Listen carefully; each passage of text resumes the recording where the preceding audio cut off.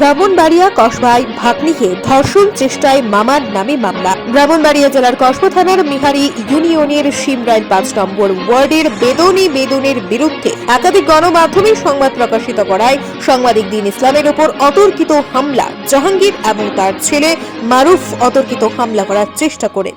এ বিষয়ে সাংবাদিক দিন ইসলাম বাদী হয়ে কসবা থানায় লিখিত একটি অভিযোগ দায়ের করেন। এখন দেখার বিষয়, অতর্কিত হামলার ব্যাপারে কি পদক্ষেপ নেয় আইন শৃঙ্খলা বাহিনী। এই ভুক্তভোগী লিজা আক্তার হয়রানির শিকার হওয়ার পর তার মামার বিরুদ্ধে ব্রাহ্মণবাড়িয়া আদালতে একটি মামলা দায়ের করে সেই মামলার শত্রুতার জের ধরে লিজা আক্তারের ছবি এডিট করে সোশ্যাল মিডিয়া ফেসবুকে পোস্ট করে সে বিষয়ে লিজা আক্তার বাদী হয়ে কসবা থানায় একটি লিখিত অভিযোগ দায়ের করেন। একাধিক অভিযোগ থাকা সত্ত্বেও বেদনের ছেলে সাগর কেন এখন পর্যন্ত গ্রেফতার হচ্ছেন না।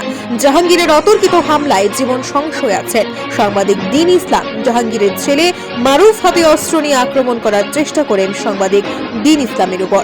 ভুক্তভোগী লিজা আক্তার কসবা থানায় লিখিত অভিযোগ দায়ের করার পর জহিরুল হক ওসি কোভিড এই মামলার তদন্ত কর্মকর্তা হিসেবে এসআই হাসানকে দায়িত্ব দেওয়া হয়।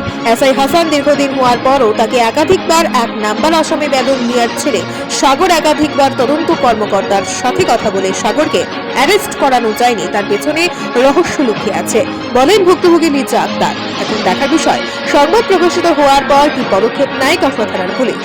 13 তারিখ সন্ধ্যা 6:45 এসআই হাসান সাগরকে অ্যারেস্ট করার জন্য আসেন। সাগরকে না পেয়ে হাসান ঘটনাস্থল থেকে চলে যায়।